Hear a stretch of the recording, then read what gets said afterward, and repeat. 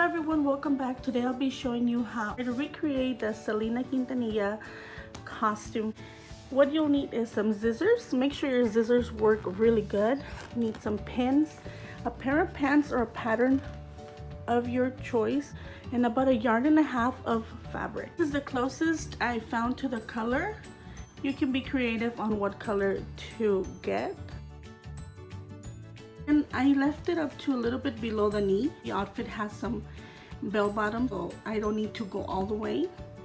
I pinned down my pants against the fabric, and remember, the folded part of the fabric is against the long side of the pants. That way when you unfold it, you'll have one big piece. Once I was done cutting that piece, I took off the pins carefully and I unfolded the fabric, placed it over the rest of my fabric, and just cut out that pattern. Once I started placing my fabric, I'd pin it. I strongly recommend that you do so you can get a very exact second piece.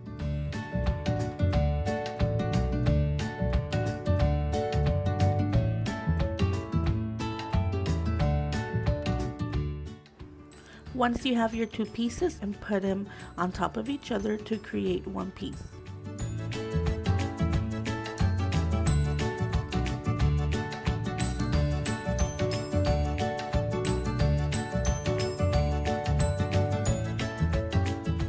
You put your two pieces together, pin it all around, and these peaks should be one on that side and one on the other side. Now what you'll do is you'll start sewing from here to that peak right there, and from there to there only. You've removed your pins, you're gonna open it up from the waist.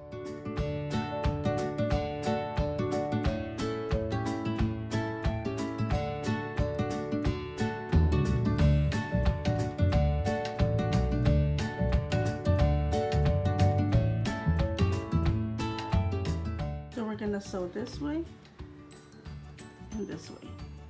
Okay, I have pinned it. I'm ready to sew. And remember, I chose the shiny part to be the inside, so I'm actually gonna flip this around once everything is sewed. So make sure all of your seams are on the inside, so when you flip everything around, you can't see it. Okay, I have sewn the center.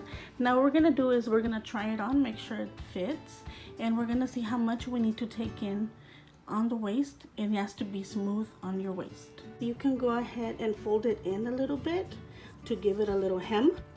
Once you've tried on your pants, we're ready to move on to the top. You'll need your measuring tape and stop measuring from the waist across your chest to the middle part of your neck. After that, you can just double it, and you'll have the length of your strip for your top. You also want to measure the bust size so you can leave the width. Mine was approximately 9 inches. Because I did not have fabric long enough, I had to do it in 2 pieces. So I split my measurement in half, and I got 2 pieces exactly the same that I was gonna sew in the middle. I did 2 pieces so it can give me the length that I need. I'm gonna sew this in here. This will be on the neck area. Then I'll be ready to attach my strip onto the pants. Make sure it's not tight up here. Make sure you'll be able to put it on and off. And open it to where it covers the bust. And the same here, cross this right here. So this will be sewn onto your pants like this. Make sure to leave a little extra so it's not tight on the neck. To the back, you'll pin right here so you know where to attach your other strap. For the back straps, I cut about 4 inches by 12 inches, 2 pieces, and I folded in half, sew it, and then I flipped it inside out. I was left with 2 strips, 12 inches by 2 inches. For the bell bottoms, you have 2 options. Option 1, I decided to use the square method. I measured my dot under the knee to the floor. I grabbed 9 inches, and then I doubled it to 18 inches. Then I did a square 18 by 18. I cut it.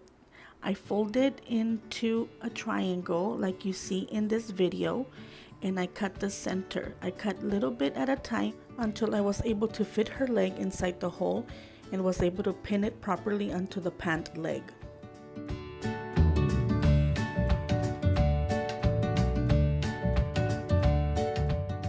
For option 2, you need 2 pieces of fabric that measure again under the knee to the floor, and you need them to be long enough piece so you can do a 1 stitch and pleat it.